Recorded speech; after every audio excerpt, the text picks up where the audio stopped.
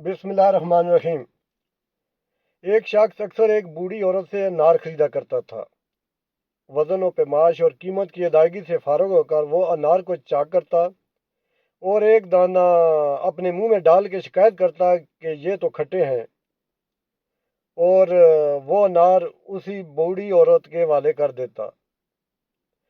वो बुजुर्ग औरत एक दाना चख के कहती, ये तो बिल्कुल मीठा है। मगर तब तक वो खरीदार अपना थैला लेकर वहां से जा चुका होता। उस शख्स की जोजा भी हर बार उसके साथ ही होती थी। उसकी बीवी ने पूछा, जब उसके अनार हमेशा मीठे ही निकलते हैं तो ये रोज का ड्रामा कैसा है?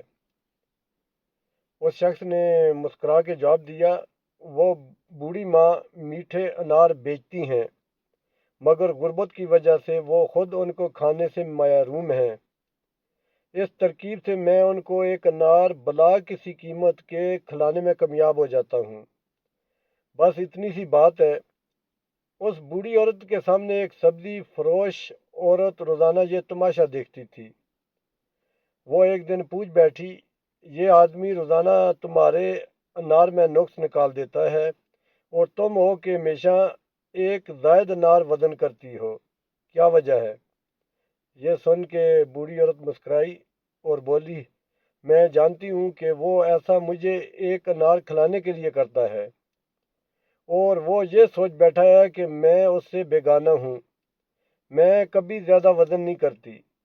ये तो उसकी मोहब्बत है जो तराजू के पल्ले को बोझल कर देती है, और मैं एक अनार ज़्यादा तोलती हूँ। मोहब्बत और एहतराम की मसरतें इन छोटे छोटे मीठे दानों में पनाह हैं। सच ये है कि मोहब्बत का सिला भी मोहब्बत है, और सच्ची मोहब्बत ऐसे लोगों से ही मिलती है। मोहब्बतें बांटोगे तो मोहब्बतें ही मिलेंगी।